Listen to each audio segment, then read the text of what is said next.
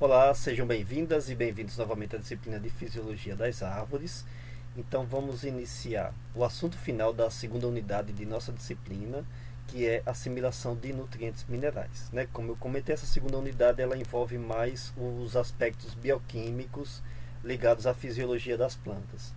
Então, na primeira unidade, eu comentei sobre elementos minerais, nutrição mineral.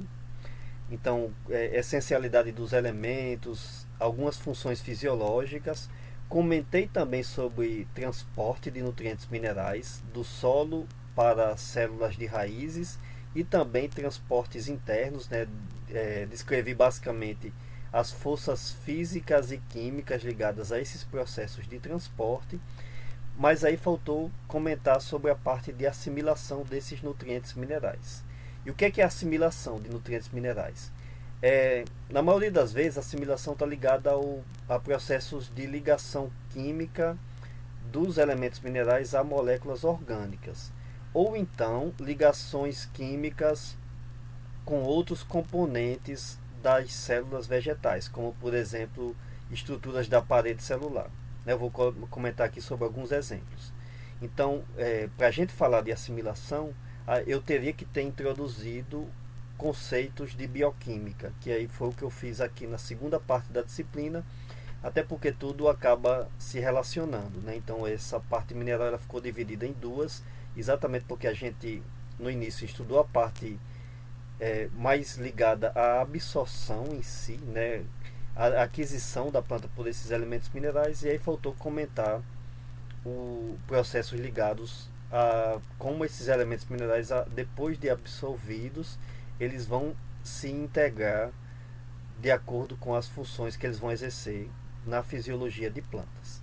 Então, para iniciar essa parte de assimilação de nutrientes minerais, a gente vai iniciar por um dos elementos minerais mais abundantes dentro dos tecidos vegetais.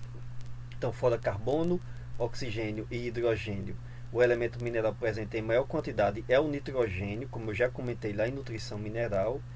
E o nitrogênio, por ter essa importância, é também o elemento mineral mais estudado. Tá? Muitas vezes, produtividade, quer seja em plantios florestais, em plantios agrícolas ou até em ambientes naturais, estão muito relacionados à nutrição nitrogenada daqueles solos. Então, devido a essa grande importância de todos os elementos minerais, que com exceção de carbono, hidrogênio e oxigênio, o mais estudado é o nitrogênio. Então a gente tem mais coisa para discutir também nessa parte aqui da nossa disciplina. Bom, na natureza, o nitrogênio ele tem um ciclo relativamente complexo que envolve interações biológicas e não biológicas. Então, por exemplo, se a gente começa com o nitrogênio atmosférico, que existe em grande quantidade, tá? Então, atualmente na atmosfera nós temos em torno de 78% de nitrogênio, e uma parcela pequena desse nitrogênio consegue ser utilizada para processos biológicos. Porque o nitrogênio atmosférico, que é o gás N2, ele possui uma ligação tripla covalente entre as duas moléculas, aliás, entre os dois átomos de nitrogênio, que é muito difícil de ser quebrada. Mas ela acontece, essa quebra, durante processos biológicos e não biológicos. Então, por exemplo, existem bactérias fixadoras de vida livre e existem bactérias fixadoras simbióticas, ou seja, que se associam simbioticamente a algumas plantas.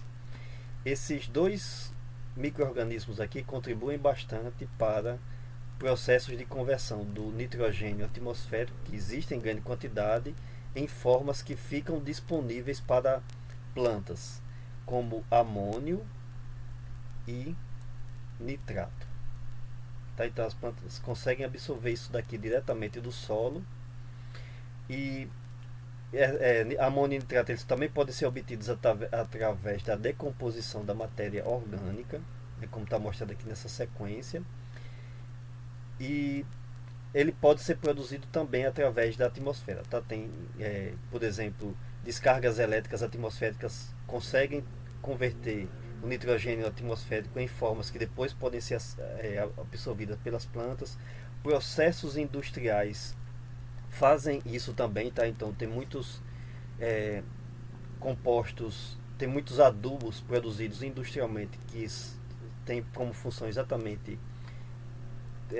incorporar esse nitrogênio atmosférico em formas que podem ser absorvidas pelas plantas, e existem diversos processos naturais, biológicos ou não, que também mandam esse nitrogênio que foi fixado aqui, né, que poderia ser absorvido por plantas, de volta para a atmosfera, né? Vocês veem que o ciclo ele vai funcionando tanto no sentido de conversão do nitrogênio atmosférico em formas que podem ser utilizadas pelas plantas, como vice-versa, tá? Tem formas que transformam esse nitrogênio aqui novamente em nitrogênio atmosférico, né?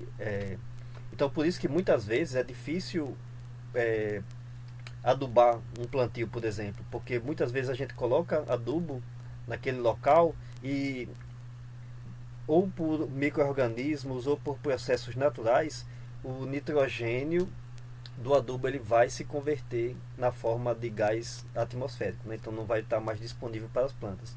Por isso que muitas vezes a recomendação de adubação nitrogenada ela é feita parceladamente, né? Então você vai ter, você sabe que sua planta vai precisar de uma quantidade X de nitrogênio até ela completar o seu ciclo de vida, né? Isso a gente levando em consideração plantios para exploração econômica. A recomendação é que nunca se faça a adubação toda de uma vez, porque parte desse nitrogênio vai se perder, inclusive pode descer para águas subterrâneas, né? Pode ser lixiviado, e parte dele pode ir para a atmosfera, né? Então por isso que a adubação contendo nitrogênio ela é sempre parcelada, tá?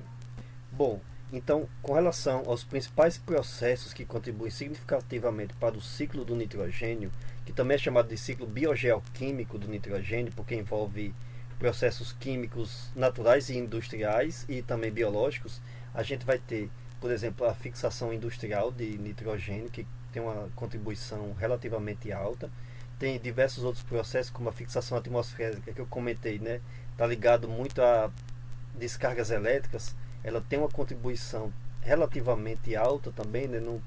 Não tão alta comparada a outros processos, mas que tem uma certa significância, principalmente para ecossistemas mais pobres em nitrogênio.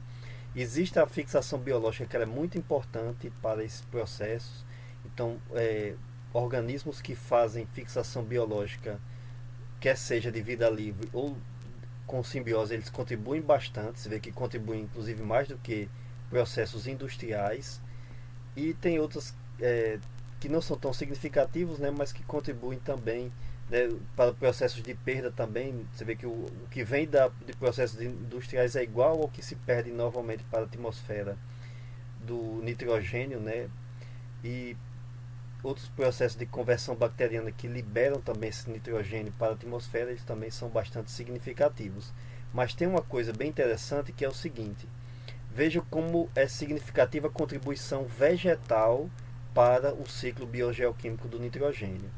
Tá? A absorção e assimilação de amônio ou nitrato, que são duas formas que as plantas podem absorver e depois podem incorporar em compostos orgânicos. Eu vou comentar em mais detalhes isso daqui a pouco. Isso tem uma significância muito grande para todo o ciclo biogeoquímico do nitrogênio, né? Mostrando esse papel muito importante das plantas na regulação desse ciclo, né? Então por isso que, por necessitar de uma quantidade tão alta, as plantas acabam influenciando bastante também no ciclo biogeoquímico, né? Por isso que, como eu comentei, existe uma dependência muito grande de produtividade em relação à adubação nitrogenada, né? Devido a essa exigência em grande quantidade. Bom, é exigido em grande, só deixa eu comentar, é exigido em grande quantidade porque o nitrogênio vai fazer parte de diversas moléculas orgânicas importantes para plantas, como proteínas, aminoácidos que exercem função mesmo não estando ligados a proteínas, e ácidos nucleicos, né, e diversas outras moléculas importantes para o metabolismo de plantas. Então, por isso que o nitrogênio é exigido em grande quantidade.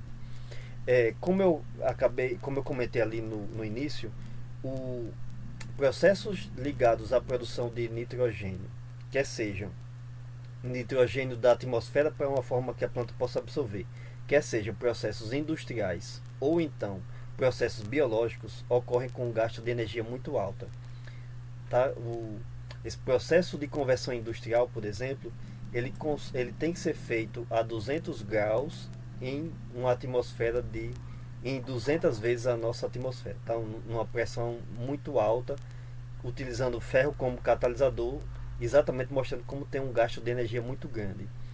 Processos biológicos ocorrem com um gasto muito alto também de ATP, né? Que seja bactérias de vida livre ou simbióticas, ou que fazem simbiose, aliás, elas consomem muita energia na forma de ATP para a conversão desse processo. Então, consomem tanto que as moléculas contendo nitrogênio, elas possuem uma alta quantidade de energia e que pode, né, depois ser liberada para diversos processos, né, mesmo que não sejam diretamente utilizados no metabolismo de plantas. Então, por exemplo, provavelmente vocês viram a explosão que aconteceu em Beirute neste ano. O que é que tinha ali que provocou uma explosão tão grande? Simplesmente nitrato de amônia, que é essa fórmula química aqui dele, armazenada em galpões. Ocorreu algum processo ali que fez com que essa molécula muito reduzida se oxidasse, liberando N2, e o N2 foi que provocou aquela imensa explosão ali, né, que abalou a cidade toda, que destruiu boa parte do porto, né, e provocou um raio de destruição muito grande ali em volta. Tá? Então, por que aconteceu isso? Porque é uma molécula que tem muita energia armazenada. Ou seja, que para qualquer molécula orgânica que incorpore nitrogênio, ela vai fazer isso gastando muita energia. Né? Então, significa que tem muita energia a ser utilizada.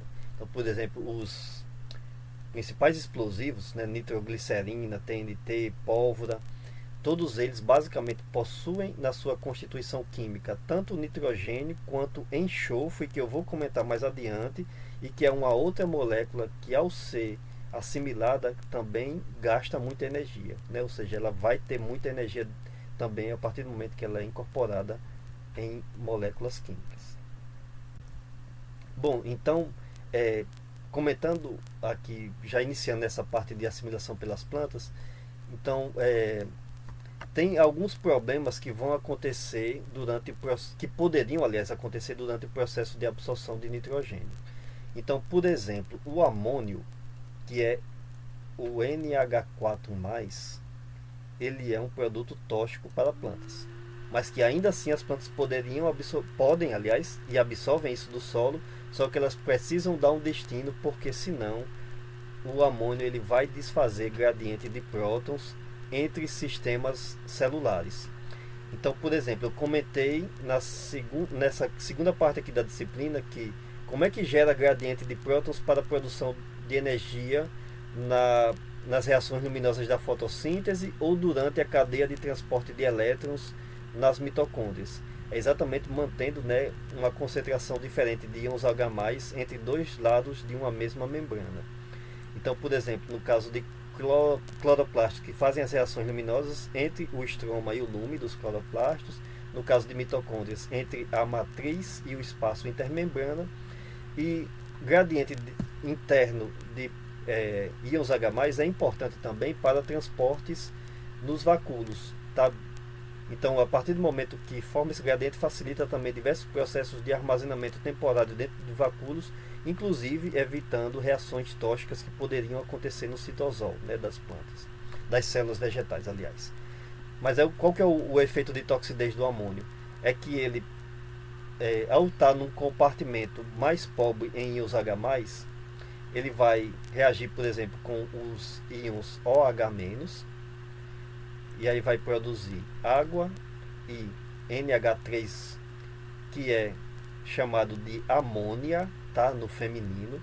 Como a amônia não tem cargas elétricas, ela atravessa a membrana, qualquer que seja, tá, membrana dos tilacoides, membrana interna das mitocôndrias ou membrana do vacúolo. E ao chegar no interior desse outro compartimento, ela vai interagir com os íons H+, produzindo novamente o amônio, tá? O NH4+. E qual que é o problema disso, né? Porque a gente poderia dizer, bom, tinha NH4 aqui, depois vai ter NH4 no outro compartimento. O problema é que isso desfaz o gradiente de íons H+. Tá? Se tiver uma quantidade muito alta de amônio, então isso significa que vai ter uma dissipação muito intensa desses íons H+, que estão localizados no outro compartimento, quer seja ele, né, não possa ser ele qualquer que seja, tá? Então vai desfazer esse gradiente e consequentemente a planta vai deixar de exercer ou seus processos de produção de energia ou processos ligados a transporte. Por isso que as plantas precisam dar um jeito de evitar esses processos aqui, né, internos. Então normalmente as plantas fazem isso assimilando da forma mais rápida possível o amônio assim que ele chega no interior da célula, tá? Porque ele poderia causar toxidez. Causa toxidez em nós humanos também, né? Então, muitas vezes por isso que o amônio é tão tóxico para nós que um dos compostos utilizados para ressuscitar, aliás, um dos compostos utilizados para reanimar pessoas desmaiadas, ressuscitar não dá, tá? Reanimar pessoas desmaiadas contém amônio em sua constituição que gera um cheiro desagradável que faz com que o corpo reaja imediatamente, tá? Então, como é que o nitrogênio começa a ser assimilado por plantas? Né? Se for na forma de nitrato, o nitrogênio ele pode iniciar o processo de assimilação ou na forma de nitrato ou na forma de amônio. Se for na forma de amônio, a planta não vai precisar dar nitrato redutase. Mas se for na forma de nitrato, aí ela precisa, porque daqui a pouco eu vou mostrar, tá? O amônio é uma forma mais reduzida de nitrogênio e o nitrato é uma forma mais oxidada. Então, a nitrato redutase está representada aqui como nesse esquema aqui, tá? Da enzima. Ela é um dímero, na verdade, né? Uma enzima formada por duas estruturas similares que é muito bem conservada entre diversos seres vivos, tá? Essa região FAD M e complexo molibdênio, que é essa outra aqui, elas são muito conservadas entre os diferentes indivíduos. Então essa daqui é a região que recebe elétrons e tem uma região depois que se liga ao nitrato, tá? Que é onde tem um complexo contendo molibdênio.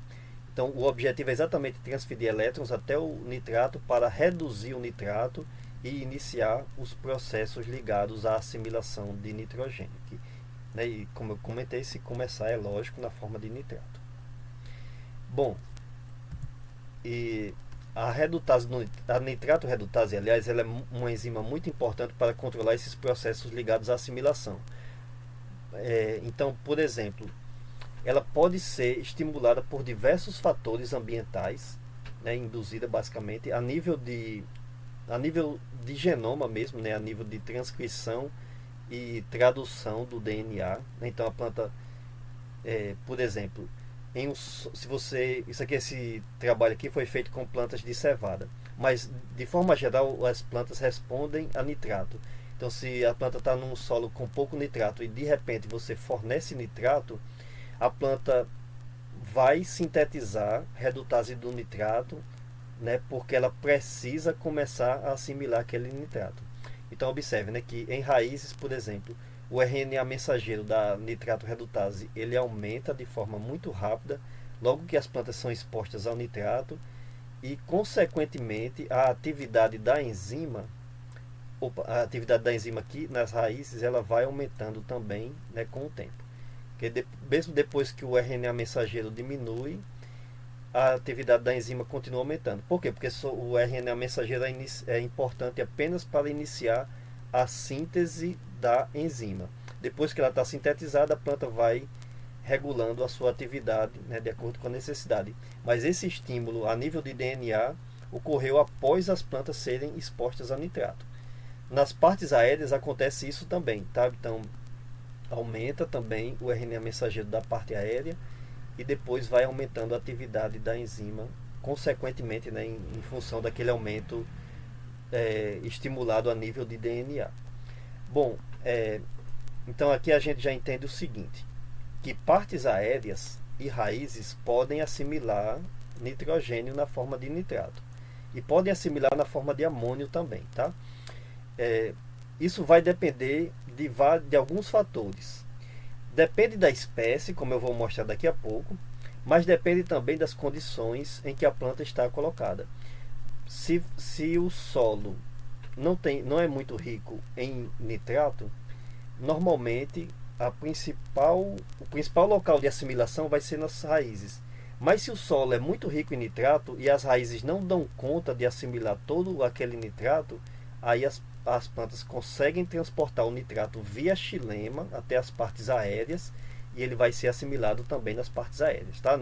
Não tem como a planta se dar o luxo de não absorver o máximo de nitrogênio que ela vai poder no ambiente, porque, como eu comentei, né, o nitrogênio é muito necessário para qualquer função biológica das plantas.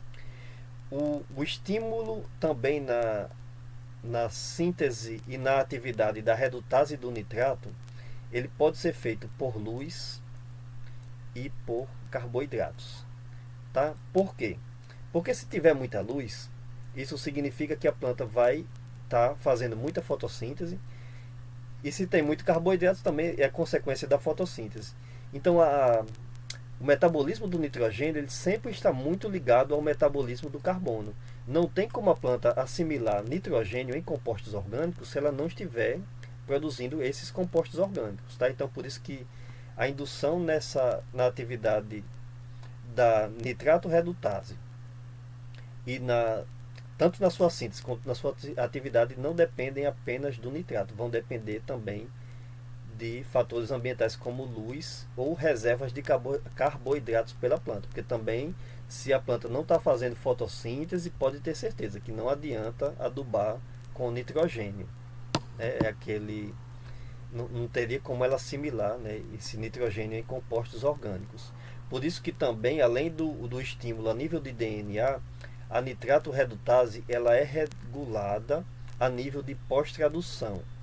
O que é isso? Né? Depois que a enzima é sintetizada, ela pode ser ativada ou inativada ou estimulada. Na verdade, ela não é completamente inativada, mas ela reduz bastante a sua atividade de acordo com estímulos vegetais.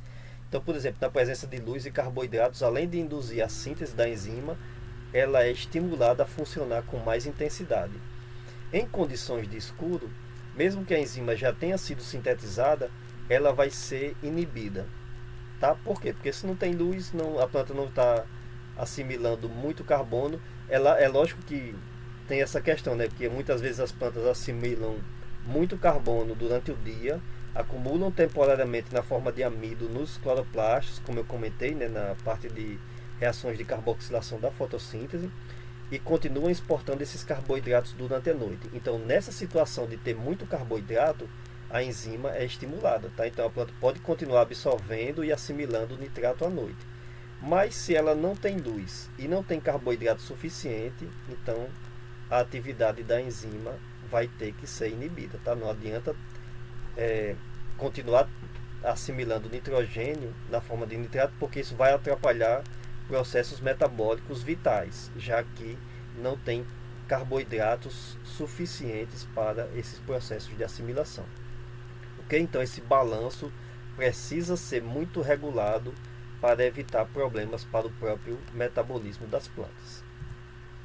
Bom, então depois que o nitrato é reduzido, e é reduzido pela nitrato redutase, ele vai ser convertido em uma molécula em uma molécula mais reduzida, mas que ainda assim não é a forma final que ela vai ser assimilada pelos tecidos vegetais, que é o nitrito. O nitrito ele é muito reativo, consequentemente ele é tóxico para tecidos vegetais. O nitrato ele não é tão reativo quanto o nitrito, então inclusive como é que as plantas conseguem transportar nitrato para partes aéreas via tecidos vasculares, né? Ou pelo xilema, ou então mandar ele via floema para outras partes. Dá para fazer isso porque nitrato não é tão reativo. Já nitrito ela não teria como fazer isso porque ele iria reagir com diversas moléculas. Então, quando a nitrato redutase converte nitrato em nitrito, esse nitrito ele é imediatamente transportado para cloroplastos ou outros plastídeos Se for em folhas, são cloroplastos. Se for em células de raízes, de caules, ou seja, qualquer tecido que não faça fotossíntese, pode ser qualquer um dos outros plastídeos, tá? Pode ser amiloplastos, leucoplastos, qualquer um deles, né, que vai poder depois, que vai ter a enzima nitrito redutase, que é essa que está mostrada aqui, convertendo nitrito em amônio. Então, o que a nitrito redutase faz? Ela pega nitrato, né? Aliás, a nitrato redutase que inicia com nitrato, tá? A nitrito redutase, ela pega o nitrito que foi produzido pela nitrato redutase e converte ele em amônio. Poderia converter também em óxido nitroso, né? Mas isso aqui, muitas bactérias fazem isso, né? Acaba se perdendo, né, para a atmosfera. As plantas às vezes fazem isso em algumas situações que elas não conseguem assimilar nitrogênio suficientemente. Mas essa enzima, ela depende de energia, tá? Então ela, por exemplo, se essa reação química aqui acontecer nos cloroplastos, ela vai depender de elétrons que estão vindo da cadeia transportadora de elétrons da fotossíntese. Então, lembram lá que tinha, se não lembro, é só voltar nos slides, né? Que antes de produzir NADPH, num dos processos finais das reações luminosas da fotossíntese, ocorria a redução de uma enzima, de uma proteína, aliás, chamada ferredoxina. Então, quando ela está reduzida, ela pode doar esse elétron ou para o NADP+, produzindo NADPH, ou então, por exemplo, para a nitrito redutase, para que ela assimile nitrito para amônio. Então, como tudo já está presente nos cloroplastos, isso aqui pode funcionar tranquilamente. E aí, consequentemente, a ferredoxina volta a ficar oxidada e vai receber novamente elétrons que vêm das reações luminosas. E continua, né, doando esses elétrons para a nitrito redutase continuar reduzindo nitrito para amônio. Tá? Então, a planta daí continua, né, os seus processos de síntese. Bom, então, como eu comentei, o processo quando a nitrato redutase e quando a nitrito redutase funcionam, elas consomem energia. Tá? Então, a nitrato redutase, ela consome NADP, aliás, ela pode consumir NADH ou NADPH, por isso que esse P está entre aspas aqui, tá? Que normalmente podem vir de diversos processos biológicos. Por exemplo, pode vir da cadeia da rota das pentoses fosfatadas, né, que a gente estudou lá em respiração e metabolismo de lipídios. Pode vir de algum outro processo, né, ligado a algum outro processo metabólico também, tá? Inclusive pode vir, se for uma célula que faz fotossíntese, pode vir da cadeia transportadora de elétrons que saiu dos cloroplastos e foi para o citosol, porque a nitrato redutase ela funciona no citosol.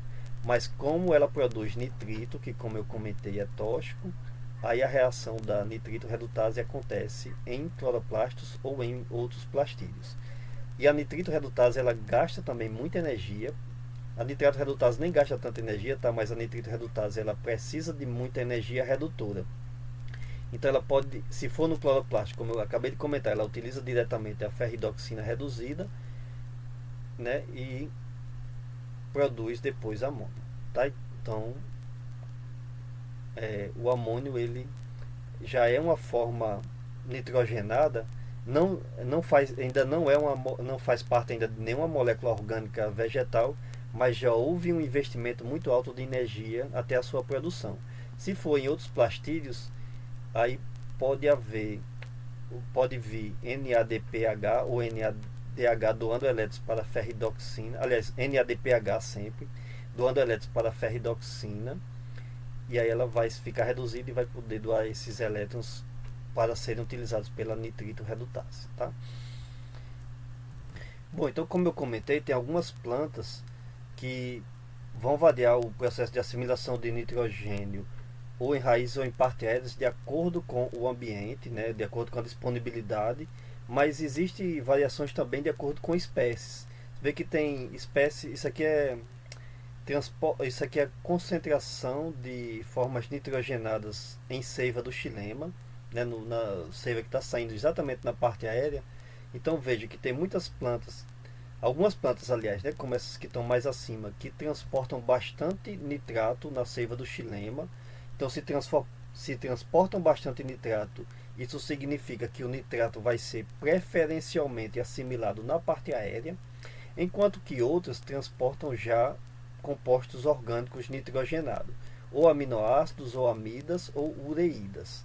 Tá? Então, esse processo de assimilação e já incorporação em moléculas orgânicas aconteceu nas raízes, e aí quando esses compostos são transportados até a parte aérea, eles já vão, né, digamos assim, já foram assimilados, já se ligaram a compostos orgânicos.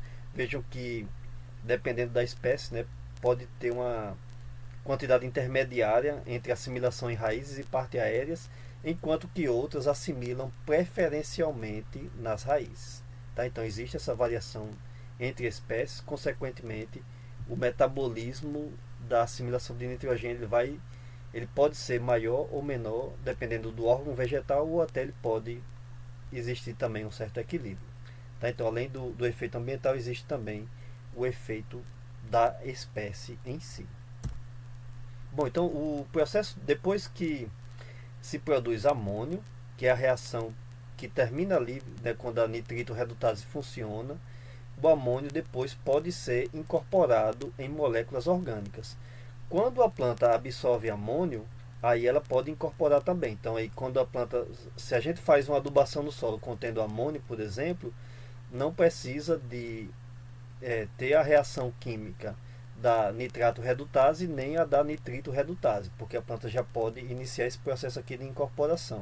Por isso que eu comentei que a planta gasta menos energia quando nós fazemos adubação contendo amônio. Só que não dá para fazer adubação contendo apenas amônio, porque amônio é tóxico, né? Eu acabei de comentar também de que ele desfaz gradientes de prótons. Então, normalmente, mesmo sendo uma forma em que a planta gasta menos energia para assimilar, a gente tem que manter um certo equilíbrio para evitar esse efeito de toxidez. Não tem como como a gente confiar que vai ter uma reserva nutricional adequada fornecendo apenas amônio, porque isso iria causar toxidez, tá?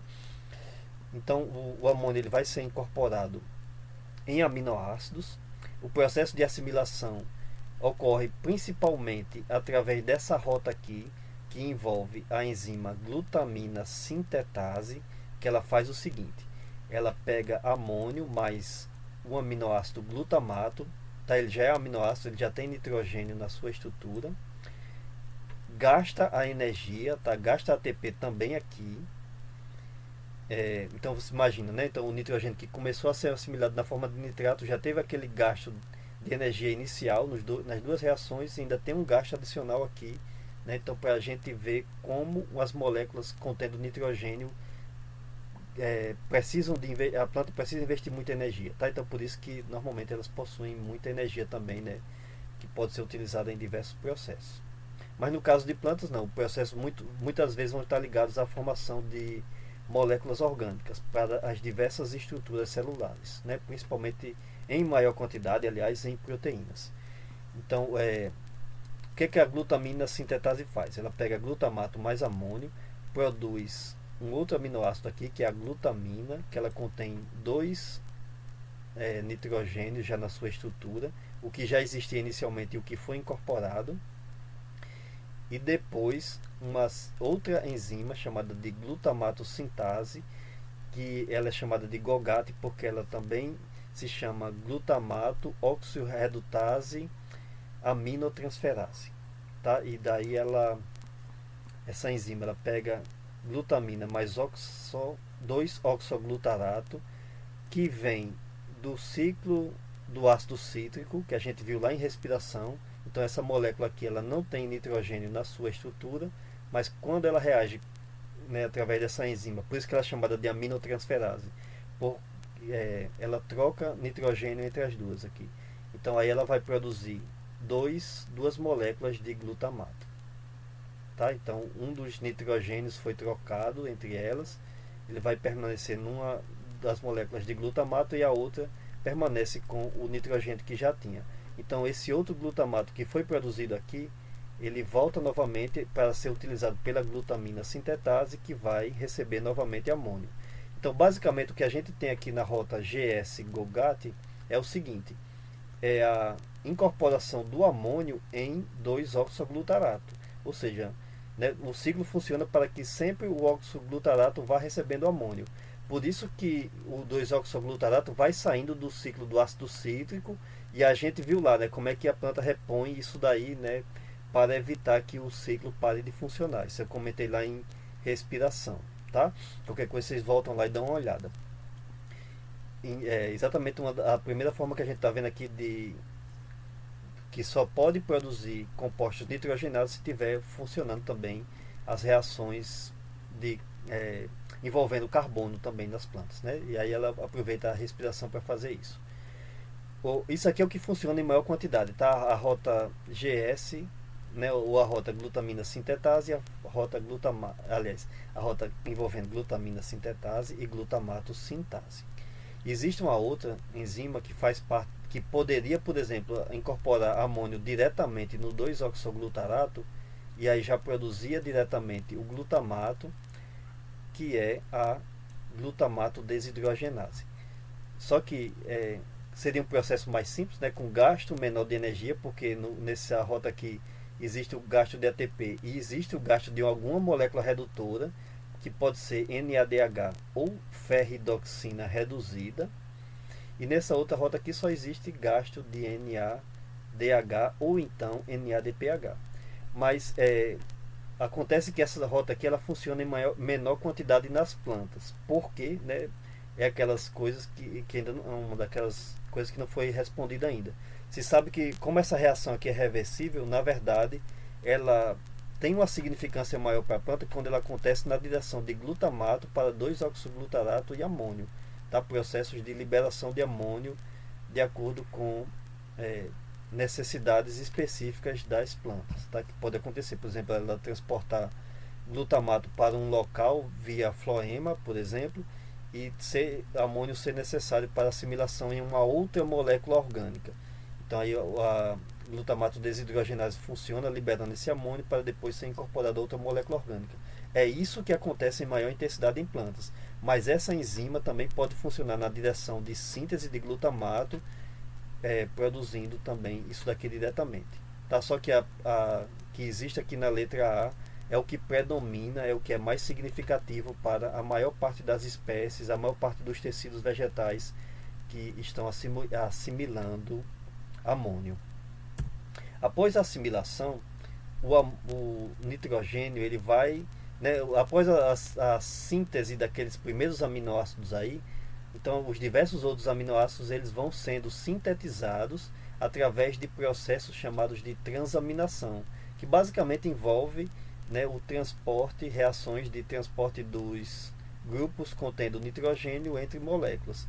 Então, por exemplo, glutamato reagindo com oxaloacetato, que não tem nitrogênio na sua estrutura, através dessa enzima aspartato aminotransferase produz aspartato, que é um aminoácido, e 2-oxoglutarato, que né, que pode ser utilizado depois lá pela rota GS-GOGAT, ou então pela segunda rota lá da glutamato desidrogenase.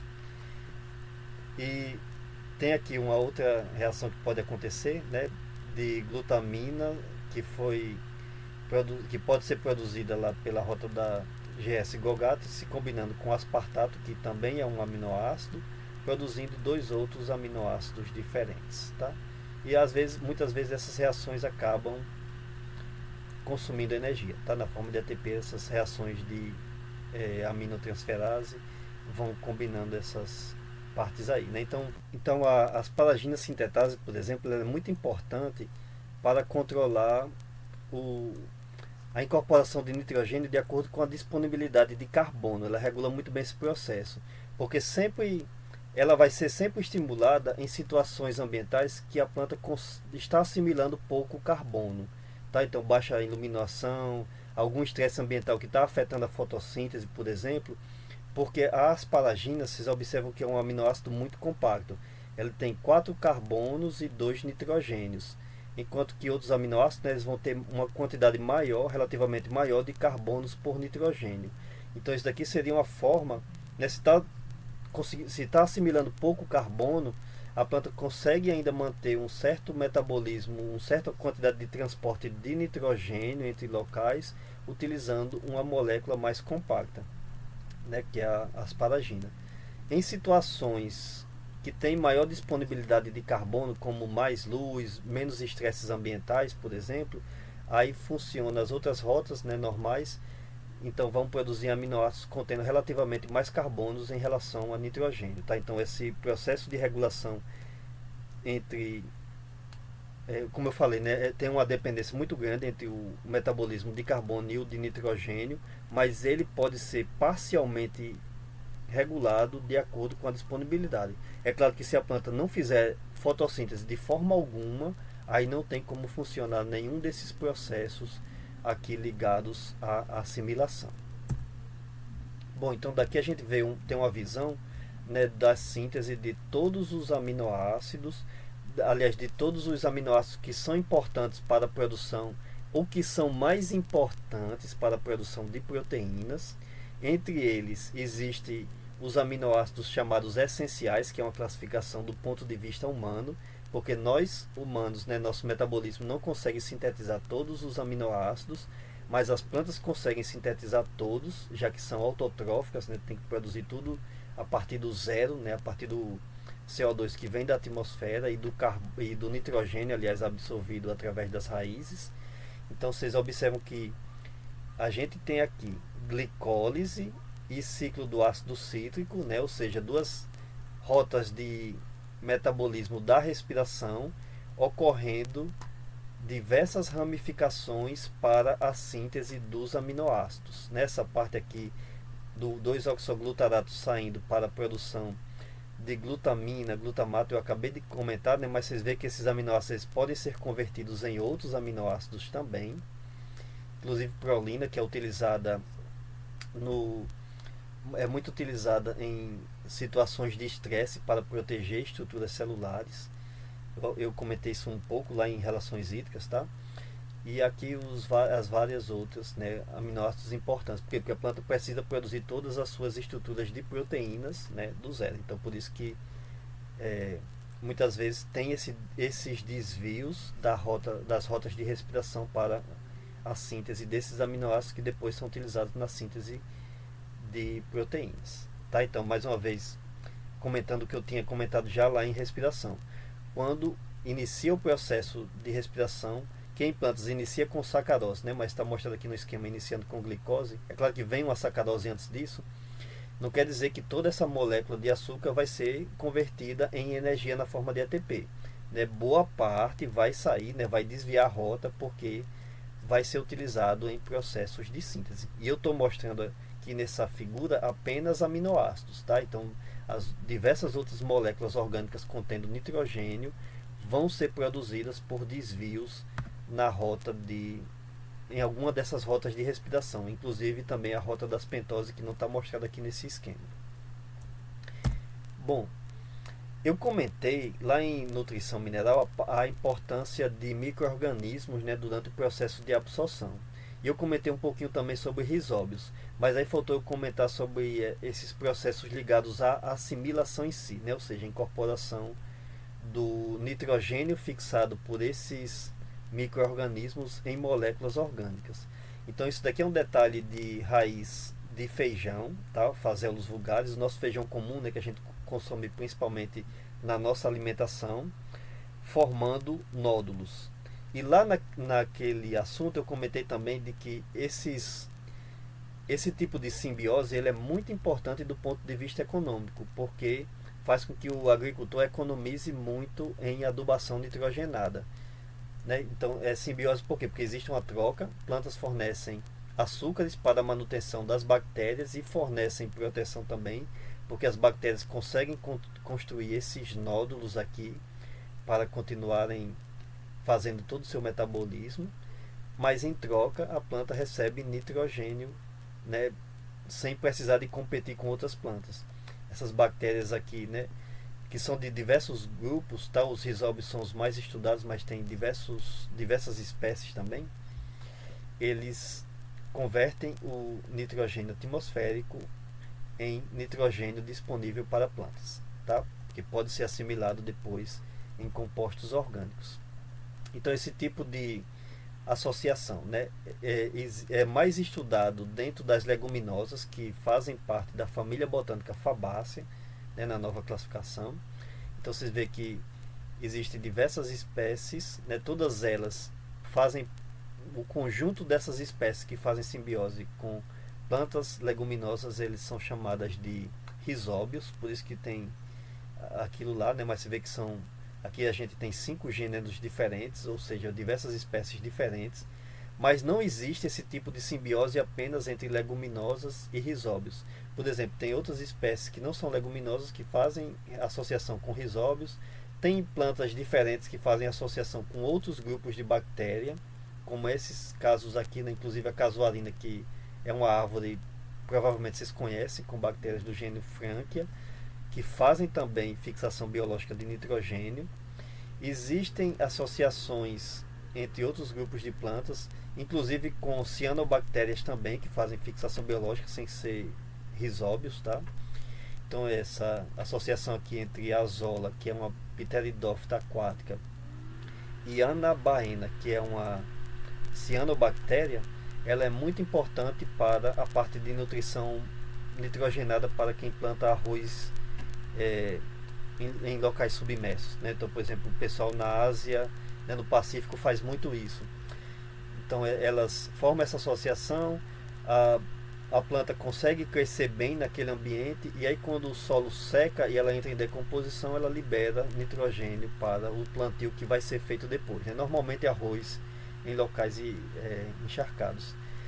Cana de açúcar e algumas outras plantas com fotossíntese do tipo C4 também fazem associação simbiótica com bactérias do gênero Acetobacter, que não formam nódulos, mas que se associam às raízes dessas plantas, ou seja, dão uma contribuição importante para o metabolismo nitrogenado e, consequentemente, né, do ponto de vista econômico, fazem com que ocorra economia na adubação nitrogenada, e alguns outros exemplos, tá? Diversos, provavelmente vão surgir mais exemplos ao longo de processo, né, ao longo dos anos, né, de estudos.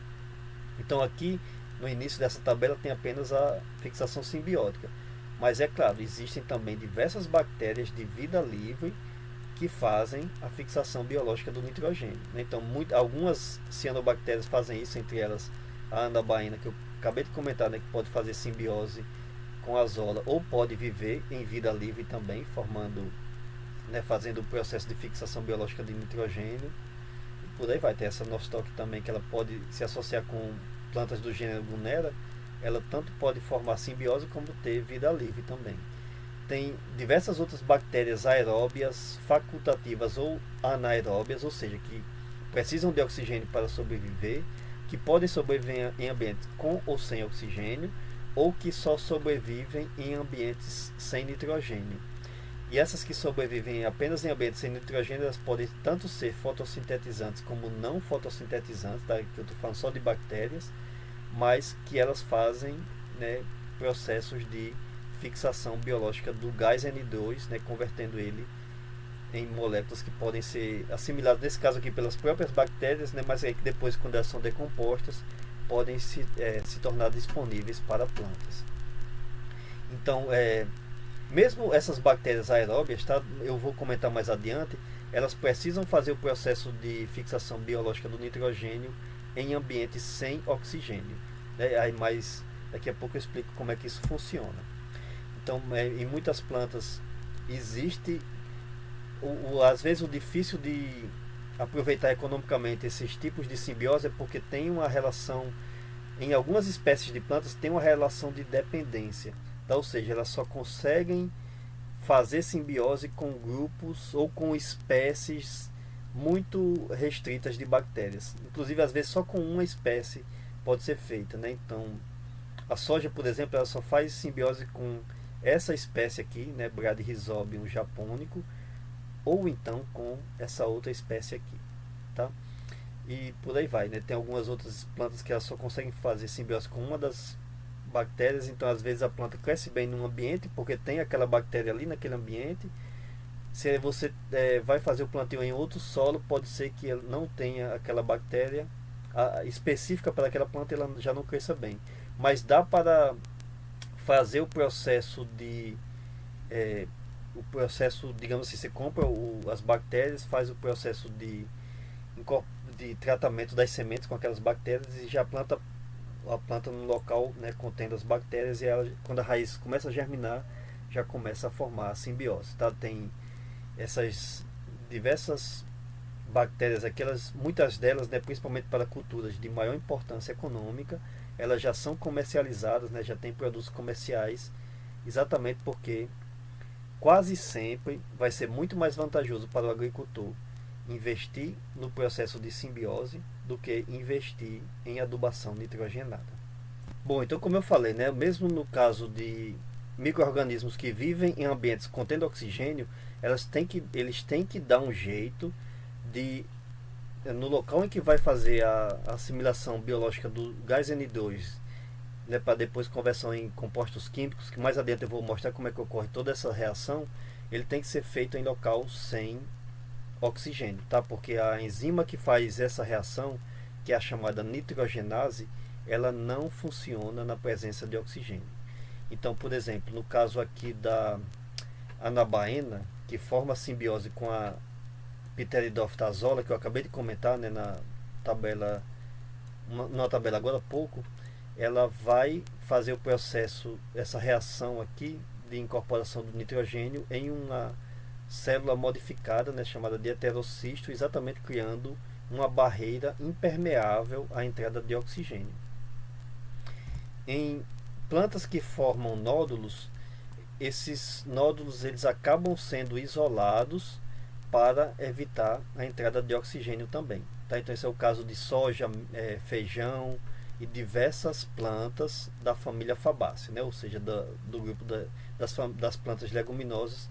Elas formam esses nódulos com barreira à entrada de oxigênio, mas muitas vezes o próprio metabolismo das células que estão ali presentes, inclusive das células bacterianas também, né, que vão ficar presentes aqui nesses nódulos, tanto os vegetais quanto bacterianas, eles acabam às vezes produzindo oxigênio em alguma reação bioquímica. E aí existe uma proteína bem interessante chamada de leg-hemoglobina, que parece, tanto na função quanto na sua estrutura, com a hemoglobina que nós animais utilizamos para transportar oxigênio, que ela tem uma função de absorver, ela tem inclusive uma afinidade muito grande por oxigênio, tá? Maior do que diversas outras proteínas vegetais, então ela absorve o oxigênio produzido ali com muita facilidade e transporta esse oxigênio para locais em que ele seja necessário, por exemplo, para células que estejam fazendo respiração, tá? Respiração aeróbica. Então ela é uma forma bem interessante de retirar o oxigênio do local que ele poderia causar problema e levar ele até o local em que ele é necessário, né? O local em que estão ocorrendo as reações de respiração, que a gente já viu, né? O local lá em que o oxigênio é necessário. Bom, então a gente fica por aqui por enquanto. Na sequência eu vou continuar falando, né, eu vou comentar mais um pouquinho sobre nitrogênio, que é realmente a parte mais estudada, e depois eu vou entrar nos outros elementos minerais. Muito obrigado pela atenção e até a próxima.